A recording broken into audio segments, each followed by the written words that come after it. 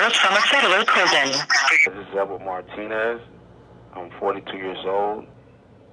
I'm here serving a 55-year sentence for wrongful conviction of first-degree murder. It's my 16th year incarcerated. I feel like truth and truth only can set me free.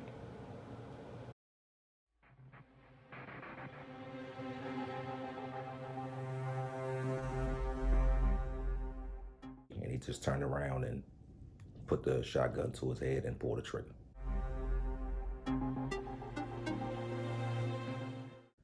And he's down in Georgia doing, robbing. A couple of gun stores got ran up into, so he's still doing, wild stuff.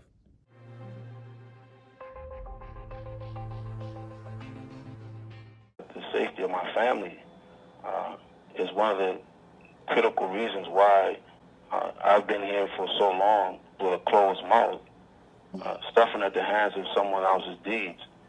He had learned that they were in danger if he were to defend himself or certainly to point a finger at anybody else. I called my mom's one day, and she said that someone had called the house and threatened to kill my sister. And I took that as a cue to protect my family, even if it meant, spending the rest of my life in prison.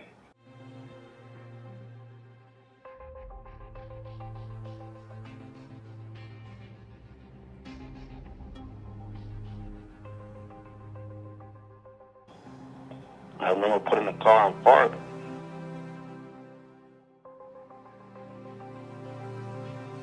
And I remember yelling no. I don't think that I've never yelled the word no louder than I did that night.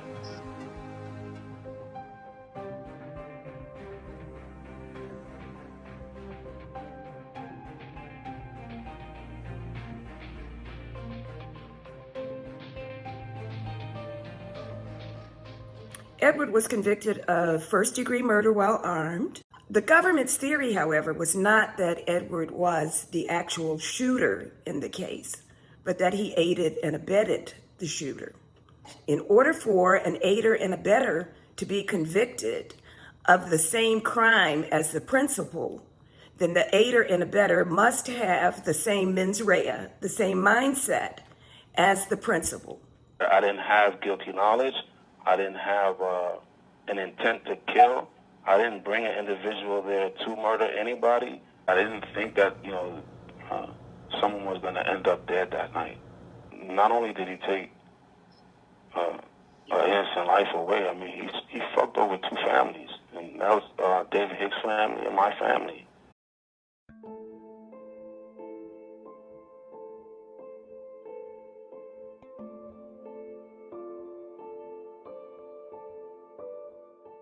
The government had not proven beyond a reasonable doubt that Edward had the same mens rea as the principal. I don't even think Edward even knew that had a weapon on him.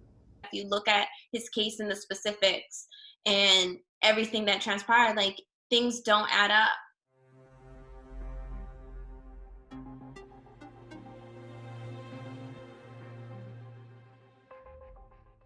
Detective Don Juan Monroe was under scrutiny, under investigation by the police department.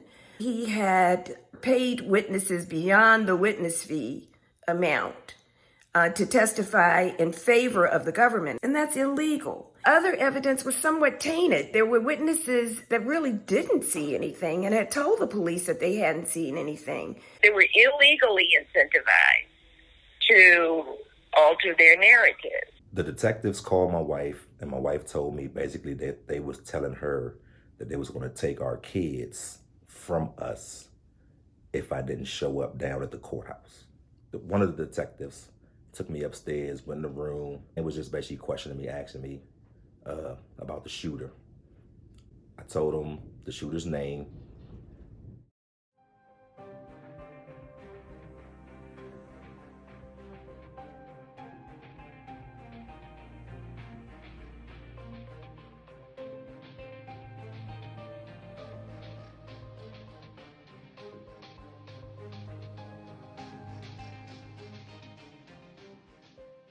Mi hermana trabajó 2 turnos para darles todo lo que ella podía y lamentablemente mi hermana pues murió. Yo nunca le he dicho esto a Edward, pero sé que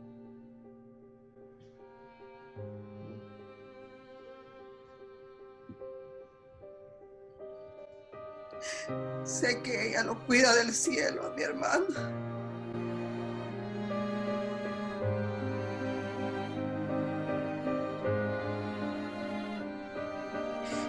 Sea lo que sea, yo le pido a Dios que le dé una oportunidad para que mi hermana esté bien en el cielo, porque ella le pedía a Dios mucho por que un día estuviera libre.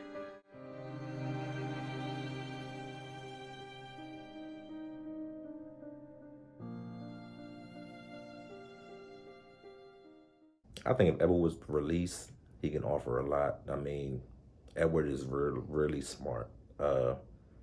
He writes with incredible acumen and flair. The stuff that he knows now, the way that he loves, the way that he listens, the way that he empathizes, the way that he just is so hopeful. I'm strong, I'm trapped, but I'm free. That's just like resilience. The visits, they can't possibly make them any harder. It's really hard. It's really hard for his kids to go and see him. My children are like, they're everything to me. He's a good father. Good father, great father.